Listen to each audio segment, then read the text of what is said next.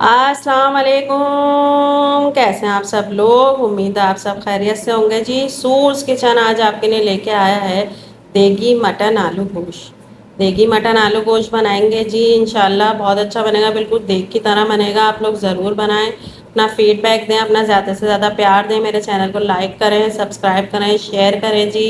ज़्यादा से ज़्यादा मेरी रेसिपीज़ को फॉलो करें, इंशाल्लाह आपको मज़ा आएगा।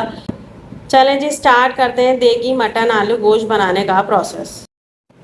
देगी मटन आलू गोश्त जो बना रहा है उसके लिए मैंने 1 किलो मटन ले लिया है जी। 2 मीडियम साइज़ के आलूओं को काट लिया है। 1 कप दही है। 3 मीडियम साइज़ की प्याज को ब्राउन करके रख लिया है जी। मसालों में इसमें जाएगा 2 टीस्पून पिसा धनिया, हाफ टी स्पून हल्दी, 1 टीस्पून पिसी कश्मीरी लाल मिर्च, 1 टीस्पून नमक, 1 टीस्पून पिसी लाल मिर्च, हाफ टी स्पून भुना कुटा जीरा, 1/4 टीस्पून जायफल जवत्री का पाउडर, 1 टेबल स्पून अदरक लहसुन का पेस्ट, 3 से 4 दालचीनी के टुकड़े, 2 तेज़पत्ता, 2 बड़ी इलायची, 3 छोटी इलायची, 6 से 8 साबुत काली मिर्चें और 3 से 4 लौंग। 1 कप दही और 3 मीडियम साइज़ की प्याज जो ब्राउन करी हैं जी, इन दोनों को मिला के इनका पेस्ट बना लेंगे ब्लेंडर में डाल के। जिस तेल में मैंने प्याज को ब्राउन किया है उसी तेल में हम अपना अदरक लहसुन का पेस्ट और सारे साबुत मसाले डाल देंगे।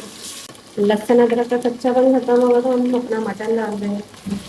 इसको हम तेल के साथ अच्छी तरह भूनेंगे कि मटन अभी कच्चा है। 5 मिनट इसको अदरक लहसुन के साथ भूनेंगे। 1 कप ऑयल में मैंने 3 मीडियम साइज की प्याज को ब्राउन करके निकाल दिया था। फिर उसी ऑयल में मैंने साबुत मसाले और लहसुन अदरक का पेस्ट डाल के गोश्त डाल के उनकी भुनाई करी। 5 मिनट गोश्त को भूना है जी। अब इसमें सारे स्पाइसेस चले आएंगे। 2 टेबल स्पून जितना पानी डाल दूंगी मैं। मसालों के साथ गोश्त की अच्छी तरह भुनाई करेंगे जी। मैं कुकर में बना रही हूँ, आप अपने पैन में किसी में भी बना लें।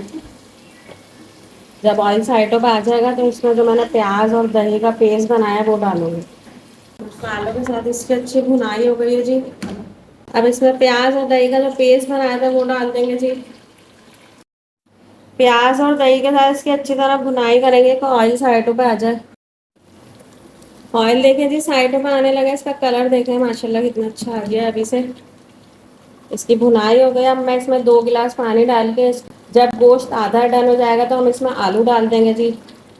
आप लोग ज़रूर बनाएगा, इंशाल्लाह अच्छा बनेगा। इससे पहले भी मैंने आलू गोश्त की रेसिपी बनाना सिखाई है, उसका लिंक मैं डिस्क्रिप्शन में दे दूँगी, वो भी आप ज़रूर देखें। इसमें 2 गिलास पानी डाल दूँगी जी।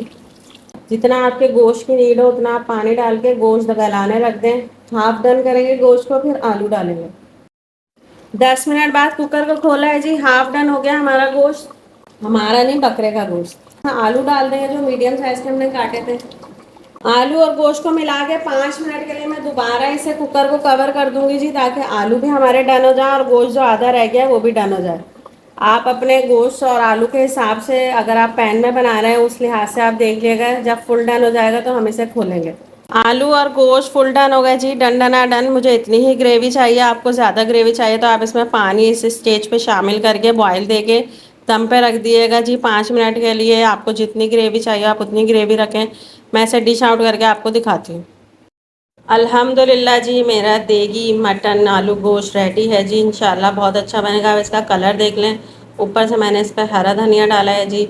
इसकी ग्रेवी आपको जितनी चाहिए आप उतनी रख लें, इंशाल्लाह बहुत मज़ेदार बनेगा। आपको बिल्कुल देख का मज़ा आएगा। आप लोग ज़रूर बनाइएगा, अपना फीडबैक दीजिएगा, दुआओं में याद रखिएगा। अल्लाह हाफिज़।